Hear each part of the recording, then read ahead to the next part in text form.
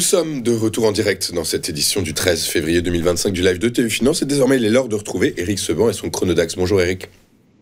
Bonjour. Merci beaucoup Éric d'être avec nous ce matin. Vous êtes donc trader, formateur et coach. Vous dirigez également le réseau Strafi, qui est un réseau de traders indépendants. Éric, est-ce qu'il y a une raison de ne pas regarder vers le haut sur le DAX aujourd'hui, alors que Trump a annoncé hier l'ouverture de négociations pour la paix en Ukraine? Lentement mais sûrement, on va aller de record en record, j'ai l'impression. Oui, bon, en tout cas, c'est parti pour. De toute façon, rien n'arrête le DAX, ni l'or d'ailleurs. Je vois pas grand-chose qui monte, qui baisse finalement. Donc tout monte parce que tout va bien et personne s'inquiète de rien. Donc oui, on peut envisager évidemment que ça continue de monter, puisque de toute façon, les raisons qui ont fait que le DAX est monté jusque-là, c'est que il n'y a pas de contrepartie vendeuse sérieuse pour arrêter sa hausse, pour le freiner même.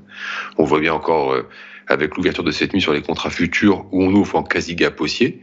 Donc ça veut dire que par rapport à jeudi dernier, qui était déjà en clôture un plus haut historique, on a 500 points de hausse de plus ce matin à l'ouverture, au moment où on se parle. Et que, alors j'ai peut-être raté une bonne nouvelle, mais je ne crois pas qu'il y en ait réellement en fait. C'est toujours le même principe, c'est-à-dire qu'on n'a pas, dans un passé proche, eu un seul signal de faiblesse de la part de l'indice, de la part des contrats futurs. Ça n'a rien passé du tout. C'est-à-dire qu'à chaque fois qu'on a eu une baisse, même quand on a eu une ouverture en gap baissier lundi il y a une semaine, ça a été immédiatement suivi d'une hausse avec une nouvelle extension haussière. Donc rien ne freine le DAX.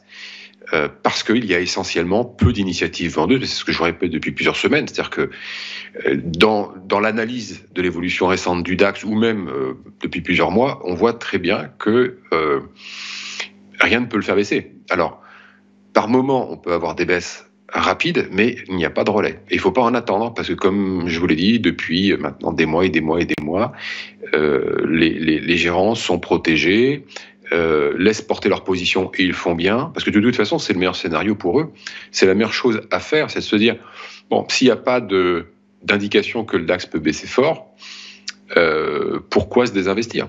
Autant laisser porter, et c'est payant. Donc ils se protègent, ils laissent faire. Pour l'instant, en fait, laisser faire, c'est la meilleure chose à faire finalement, puisque c'est 11% de hausse depuis le début de l'année, sans aucune initiative. Alors des initiatives, évidemment, c'est compliqué également d'en prendre parce qu'il n'y a pas de visibilité. On ne peut pas établir de scénario pour 2025 dans le contexte actuel. Bon, heureusement que ça monte, comme ça rien ne presse, et puis on peut attendre d'y voir plus clair si c'est possible, sans être contraint de faire quelque chose. La seule contrainte qu'on peut avoir dans la position des gérants, qui donc, vous l'avez compris, sont totalement absents, et qui vont le rester tant qu'il n'y aura pas de visibilité ou d'obligation d'agir. Leur seule obligation d'agir, leur seule contrainte aujourd'hui, c'est la nouvelle collecte, éventuellement, qui, arrivant, devant être replacée, doit chercher un endroit pour être investi. Bon, là, de toute façon, c'est, comme à chaque fois, la voie de garage ETF, en attendant de revenir sur les titres quand l'opportunité se présentera. Donc on n'a pas de volume, hein, vous le voyez bien. Sur le plan technique, il n'y a pas besoin d'aller chercher des informations, il n'y en a pas. Sur le plan de chartiste, la seule information qu'on a, c'est que ça monte et qu'il y a vraiment absolument aucun signal chartiste avant très très loin en arrière. Donc voilà, pas d'anticipation de baisse. Pas d'ouverture de position baissière, mais ça je vous l'ai déjà dit il y a plusieurs semaines, hein. Je vous dis, c'est pas parce que ça monte et que vous pouvez avoir des divergences avec des indicateurs techniques qu'il faut prendre des positions à la baisse. Surtout pas, c'est ce que je déconseille totalement de faire, parce que justement le contexte n'est pas propice à une baisse. Donc s'il n'est pas propice à une baisse, on peut avoir des périodes de latéralisation comme on en a eu ces dernières semaines, où il y a une poursuite de la hausse, comme vous le disiez, pourquoi pas, voilà, comme avec les cryptos, quoi, to the moon. Écoutez, sky is the limit quand même. Du coup, par la force des choses, il faut quand même se fixer quelques objectifs. Est-ce que vous savez, donc des analyses techniques se succèdent chez nous, ils arrivent à déterminer par extension des niveaux de résistance. Est-ce que vous vous êtes amusé, si je puis dire, à faire ce travail-là sur le DAX, ou finalement, comme vous le dites, laissons les choses aller, le cours des choses aller, et maintenant nos positions, il n'y a pas de raison de regarder vers le bas du coup? Bah, je vous en ai mis une sur le graphique, 22 800, c'est le target de l'extension en cours, mais comme je l'ai fait précédemment à je ne sais plus combien, 21 300, voilà, on atteint, on fait une petite stagnation et puis on en remet un coup. Après, des façons d'estimer des objectifs, quand vous n'avez pas de cours déjà cotés dans le passé, c'est extrêmement compliqué en fait. Et puis encore une fois, le contexte. Il y a la théorie chartiste. Ça veut dire que ça s'est produit dans le passé et que parce que ça s'est reproduit un certain nombre de fois, on arrive à une règle. Que pour autant, dans le contexte actuel, ça va fonctionner. Dans le contexte actuel, c'est les rouleaux compresseurs haussiers. D'ailleurs, je ne sais pas. C'est essentiellement une absence de contrepartie vendeuse sérieuse, parce que ça monte avec rien.